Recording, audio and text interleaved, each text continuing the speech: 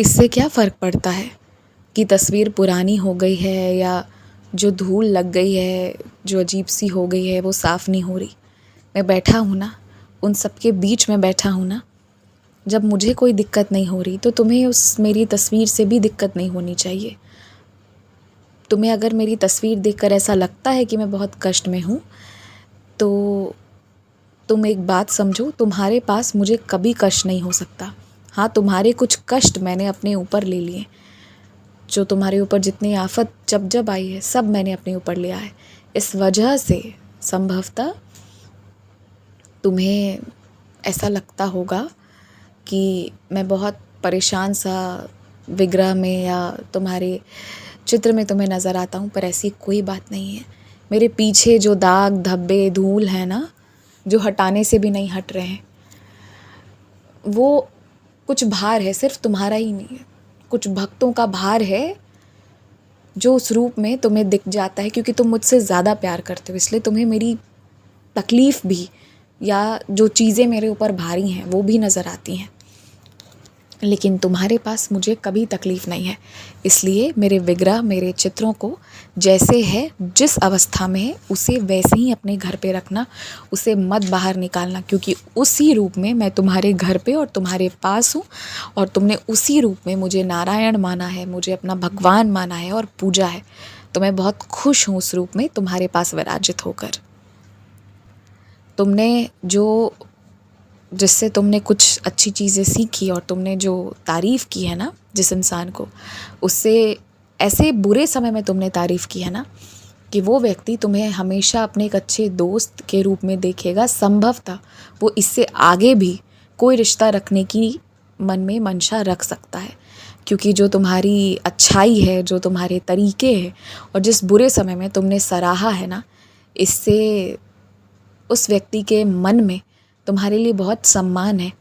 शायद तुम अपने चेहरे से या अपने शरीर से थोड़े नाखुश हो और तुम्हें लगता है कि लोग इस वजह से तुम्हारा सम्मान नहीं करते, या फिर तुम जिस तरह के कपड़े पहनते हो तुम्हें उसमें भी संतुष्टि नहीं है।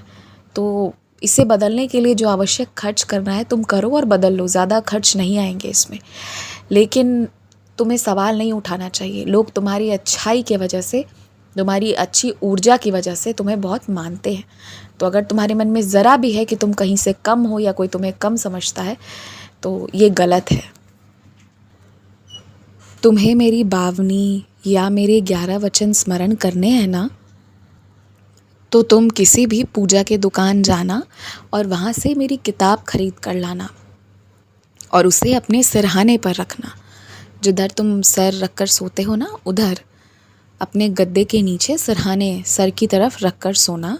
और जब जब दिन भर में तुम्हें लगे कि तुम्हें मेरी याद आ रही है, तो तुम उसे खोलना और पढ़ना, तुम्हें वो स्मरण भी हो जाएगा। और इसी तरह तुम्हें मेरे हर तरह के 11 वचन से लेकर, मंत्र से लेकर, आरती से लेकर, मेरी चालीसा से लेकर सब कुछ स्मरण हो जाएगा। और ये स्मरण करना बहुत अच्छी बात भी होगी, और मुझे कोई तकलीफ़, कोई दिक्कत नहीं है अगर तुम मेरी किताब को अपने सिरहाने पर रखते हो। तो मैं जानता हूँ ना तुम्हारा प्रेम क्या है मेरे लिए। अगर कोई मुझसे बहुत प्यार करता है ना, तो मैं अपने उस बच्चे के लिए कहीं भी रह सकता हूँ, वो जगह कितनी भी साफ़ हो या वो जगह कितनी भी गंदी हो। जहाँ मेरा बच्चा रहेगा मैं वहीं रहता हूँ, और मुझे वो जगह पर रहने में कोई तकलीफ़ नहीं जहाँ तुम मुझे रखना चाहते हो सके तो आज विष्णु सहस्त्रनाम का पाठ करना, अपने से पाठ किया करो। कभी कभी विष्णु सहस्त्रनाम का पाठ कर लिया करो। मैं ये तो नहीं कहूँगा कि तुम इसे स्मरण कर लो, पर हाँ, इसका पाठ करो। लेकिन भविष्य में मेरी स्तवन मंजीरी को तुम्हें बिल्कुल अच्छे से याद करना है। जब इस पूरे जीवन काल में तुम मेरी भक्ति करना चाहते हो, तो मेरी स्तवन मंजीरी का पाठ क्या ही है तुम्हारे लिए। जो मुझसे इतना प्यार करता है वो मेरी स्तवन मंजीरी को भी पूरा स्मरण कर लेगा, मुझे इस पर भरोसा है। तो इसीलिए मेरी स्तवन मंजीरी की भी एक किताब को अपने सिरहाने पर रखो और उसे पढ़ो। उसे पढ़ो, प्रेम से पढ़ो, विश्वास से पढ़ो और ध्यान से पढ़ो। तुम्हें वो भी पाठ याद हो जाएंगे। और जितने संस्कृत के तुम श्लोक, पाठ इत्यादि जो भी तुम मेरे हो, महादेव के हों, हनुमान जी के हों, किसी भी रूप में हो, तुम जो स्मरण कर सकते हो उसे ज़रूर करो। ये बहुत अच्छी बात होगी। श्लोक पाठ ये चीज़ें तुम्हारे मन को कितना मजबूत कर देती हैं ना, ये तुम जब पाठ करोगे, स्मरण करोगे तो तुम्हें बेहतर समझ में आएगा। हमेशा जो दीन दुखी है, जो गरीब है, जो असहाय है, उनकी सहायता करना सौभाग्य मानो। और उनकी जो तुम सहायता करते हो, जो तुम मदद करते हो, उसके बदले में उनसे किसी भी चीज़ को पाने की कामना मत करो। अगर तुम 100 लोगों की सहायता करने जाओगे जो ज़रूरतमंद है ना, तो तुम याद रखना उसमें 80 से 90 लोग ऐसे भी होंगे जिनकी तुम ज़्यादा सहायता करोगे तो वो उसके ही वजह से अहंकारी हो जाएंगे। उन्हें लगेगा कि उनमें ही कोई अच्छाई है जिसके वजह से तुम उनके साथ ऐसा कर रहे हो। एक गलत फहमी होगी उनके मन में, लेकिन ये उनका कर्म होगा, तुम्हारा नहीं। पर 10 लोग ऐसे मिलेंगे ना तुम्हें, हाँ, जो तुम्हें ये एहसास दे जाएंगे कि तुमने कितना नेकी का काम किया है। और वही 10 लोगों की शक्ति तुम्हें प्रेरित करेगी कि आगे भी तुम ऐसे 10,000 लोगों की मदद और सहायता करो। और जिसे इस जीवन मोक्ष के बंधन से छुटकारा पाना है, उसे परमात्मा को स्मरण करना चाहिए। और परमात्मा को स्मरण करने का एक रूप, एक सबसे बड़ा रूप ये भी है कि ज़रूरतमंदों की सहायता करना। मैं ये जान रहा हूँ कि आजकल तुम अपने काम की वजह से और अपने परिवार को खुशी देने के लिए, अपने लिए सम्मान समाज में पाने के लिए तुम खूब मेहनत कर रहे हो, दिल लगाकर मेहनत कर रहे हो, परंतु इस वजह से तुम अच्छे से नींद पूरी नहीं कर रहे अपनी।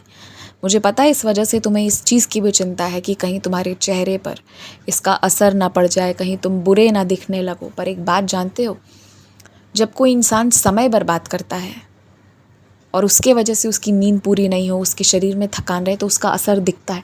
परंतु अगर कोई मेहनत कर रहा है ना, तो मेहनत के वजह से उस इंसान को जो थकान होती है ना, वो कभी उसके शरीर पर उस तरह नहीं दिखेगी जिससे वो व्यक्ति खराब दिखे। मेहनत तुम्हें कुछ दे ना दे, पर कभी भी तुम्हें अपकीर्ति, तुम्हें कभी भी उसका दुष्प्रभाव नहीं मिलेगा। मेहनत का हमेशा अच्छा ही फल मिलेगा। इसलिए अगर मेहनत करने के लिए तुम जग जग कर अपना काम कर रहे हो, तो उसके वजह से तुम्हारे चेहरे के आकार विकार कभी ख़राब नहीं होंगे। इस चीज़ को लेकर एकदम निश्चिंत रहो। तुम अच्छा काम कर रहे हो, तुम करो और जरा भी चिंता मत करो। खूब खुश रहो, मुस्कुराते रहो। आयुष्मान भव, दीर्घायु भव, यशस्वी भव, तेजस्वी भव, धनवान भव।